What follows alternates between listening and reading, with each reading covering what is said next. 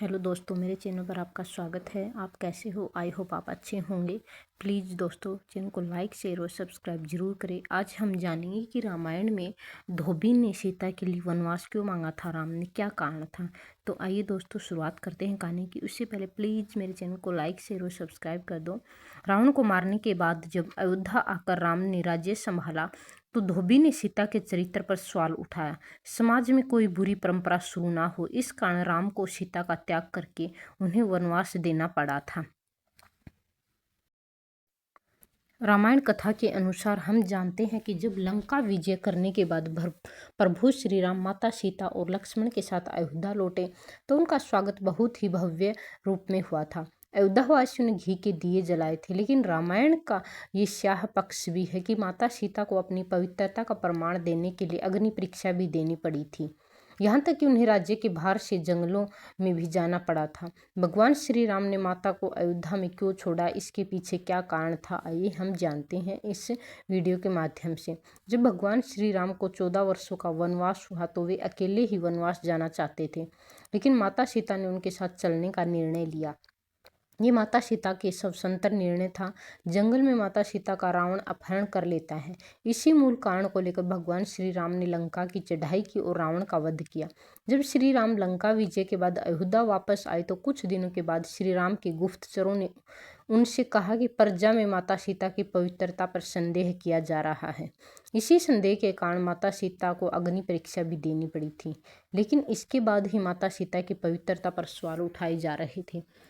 तब प्रभु श्री राम को पिता दशरथ के द्वारा सिखाया गया राजधर्म याद आ गया, जिसमें राजा दशरथ ने कहा था कि एक राजा का अपना कुछ नहीं होता, सब कुछ राज्य का होता है, बल्कि आवश्यकता पड़ने पर भी यदि राजा को अपने राज्य और प्रजा के हित के लिए अपनी स्त्री, संतान और मित्र, यहाँ तक कि प्राण भी त्यागने पड़े तो उसमें संकोच नहीं करना चाहिए, क्योंकि राज्य ही उसका मित्र और राज्य ही उसका परिवार है।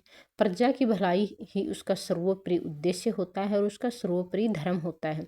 इस कारण भगवान श्री राम ने अपने राजधर्म का पालन करते हुए माता सीता को छोड़ने का मन बना लिया। सीता जब गर्भवती थी तब उन्होंने एक दिन प्रभु राम से तपोवन घूमने की इच्छा व्यक्त की। श्री राम ने लक्ष्मण से कहा कि वे सीता को तपोवन में छोड़ आए। लक्ष्मण ने तपोवन में पहुंचकर अत्यंत दुखी मन से सीता से कहा, माते, मैं आपको अब यहाँ से वापस नहीं ले जा सकता, क्योंकि यही मेरी आज्ञा है। 2 वर्ष रावण के पास रहने के कारण सीता के प्रति समाज के एक वर्ग में संदेह उत्पन्न हो चला था। लोगों को विश्वास नहीं हुआ कि माँ सीता पहले की तरह ही पवित्र और सती है। भारतीय समाज में सीता को परम पवित्र और आदर्श नारी का दर्जा प्राप्त है, लेकिन समाज में यह धारणा भी प्रचलित है कि माता सीता को भगवान राम ने तपोवन में इसलिए भेजा था क्योंकि उसकी पवित्रता पर समाज द्वारा सवाल उठाए जा रहे थे और अपनी प्रतिष्ठा को बचाने के लिए उसने उसको छोड़ दिया था। राम पर यह आरोप कहाँ तक उचित है? क्या सचमुच राम ने सीता को छोड़ दिया था या नहीं? और इस वीडियो में हम पड़ताल करते हैं। इस लंका में सीता को पहचानकर उसके व्यक्तित्व की प्रशंसा करते हुए हनुमान जी ने कहा था, दुष्कर कृतवान रामो हीनो यद नया प्रभु धार्यत या में तुम्हें देह न शोके नाव सिदती यदि नाम समुद्रांता मोदिनी परिवर्तने अस्था कृत्य जगदुच्चापी युक्ति मित्य ये इमति है। ऐसी सीता के बिना जीवित रहकर राम ने सचमुच ही बड़ा दुष्कर कार्य किया है। उनके लिए यदि राम समुद्र पर्यंत पृथ्वी को पलट दे तो भी मेरी समझ में उचित ही होगा।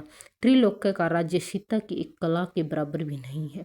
न मालूम सीता कौन थी, धरती की पुत्री या किसी ऐसे माता पिता की संतान जिसने अबोध बालिका को किसी खेत में छोड़ दिया था। मिथिला प्रदेश के राजा जनक के राज्य में एक बार अकाल पड़ने लगा। वे स्वयं हल जोतने लगे, तभी हल में एक बक्सा अड़ गया। जब उस बक्से को खोला गया तो उसमें एक नन्ही बालिका थी जो मृत्यु से लड़ रही थी। कुछ कहते हैं कि जब राजा बीज बो रहे थे तब सीता को धूल में पड़ी पाकर उन्होंने उठा लिया। तभी उन्होंने आकाशवाणी सुनी, यह तुम्हारी धर्म कन्या है। तब तक राजा की कोई संतान नहीं थी, तो उन्होंने उसे पुत्रीव्रत पाला। राजा जनक की प्रसिद्धि संपूर्ण देश में एक ज्ञानी राजा की तरह थी। सीता का पालन पोषण राजकुमारी की ही तरह हुआ। किशोरी सीता के लिए योग्य वर प्राप्त करना कठिन हो गया था, क्योंकि सीता को लोग मानव नहीं बल्कि देव कन्या मानते थे। सीता की प्रसिद्धि एक दिव्य कन्या की तरह ही थी। ऐसे में राजा जनक ने सीता का स्वयंवर का आयोजन किया। जनक ने कहा कि जिस धनुष को उठाने, प्रत्यंचा चढ़ाने और टंकार करने में देवता, दानव, दैत्य, राक्षस, गंधर्व और किन्नर भी समर्थ नहीं है, उसे मनुष्य भला कैसे उठा सकता है। अंततः जो भी उसे उठाएगा वह कोई महान शक्तिशाली व्यक्ति ही होगा। जो इस धनुष को उठाएगा उसी से सीता का स्वयंवर होगा। स्वयंवर में रावण सहित देश विदेश के कई राजकुमार और राजाओं ने भाग लिया। उनमें राम भी थे, जिनको विश्वामित्र लेकर आए थे।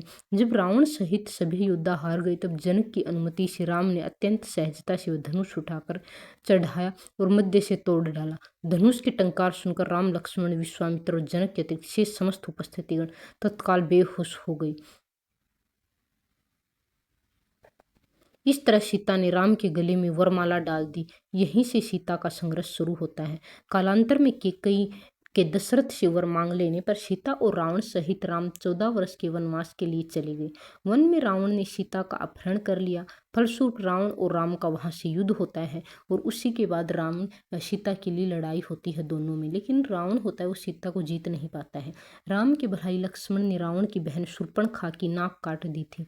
पंचवटी में लक्ष्मण से अपमानित शूर्पणखा ने अपने भाई रावण से अपनी व्यथा सुनाई। उसके कान भरते रही, सीता अत्यंत सुंदर हो और वह तुम्हारी पत्नी बनने सर्वथा योग्य है।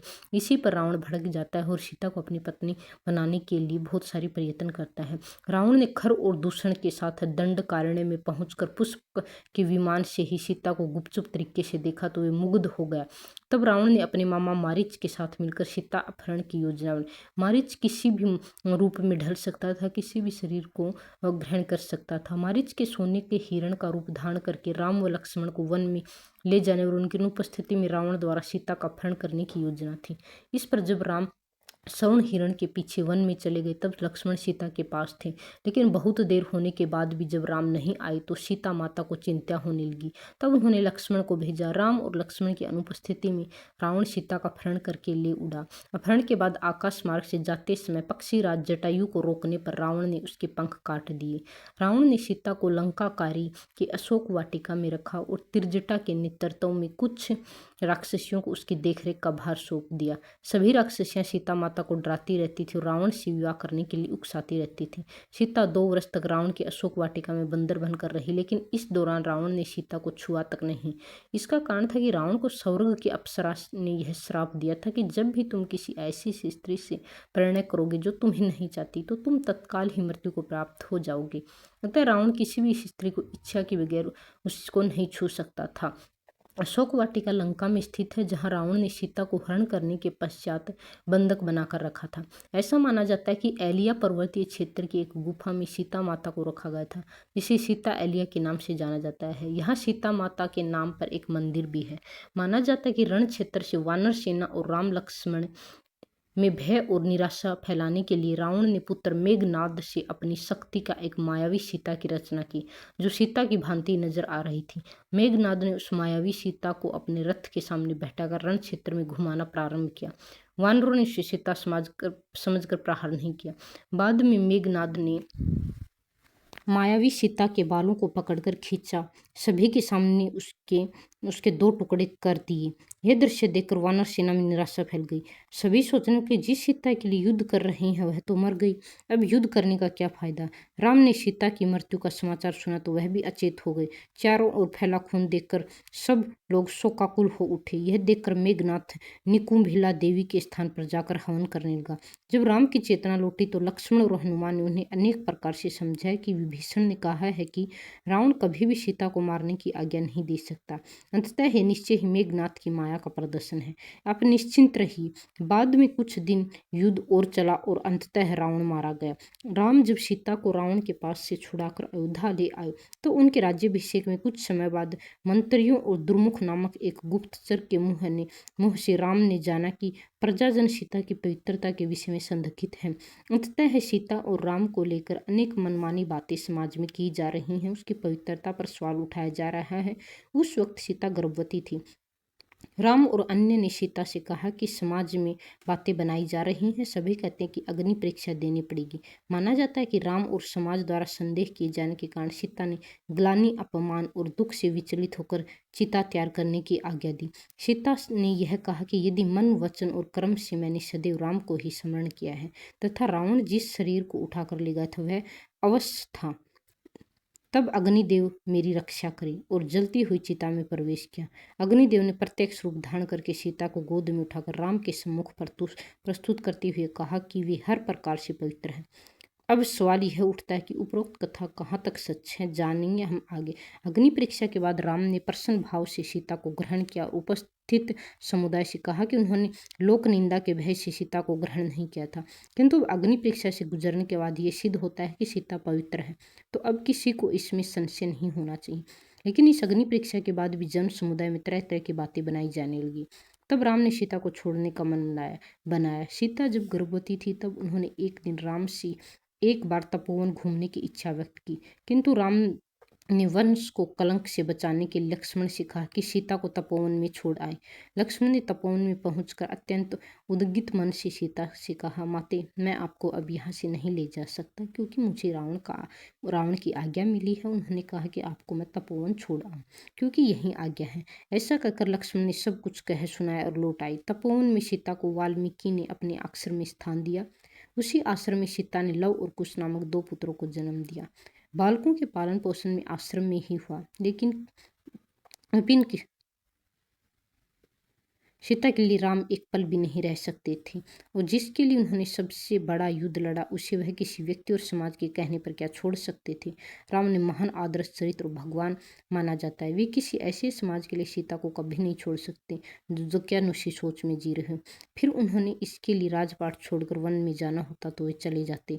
अब सवाल यह भी उठता है कि रामायण में तो ऐसे ही लिखा है कि राम ने सीता को छोड़ दिया था। दरअसल शोधकर्ता मानते कि रामायण ने उत्तराखंड कवि वाल्मीकि ने ही लिखा ही नहीं, जिसे सीता का प्रेत। रामकथा पर सबसे प्रमाणित शोध करने वाले फादर कामिक बुल्के का कहना है कि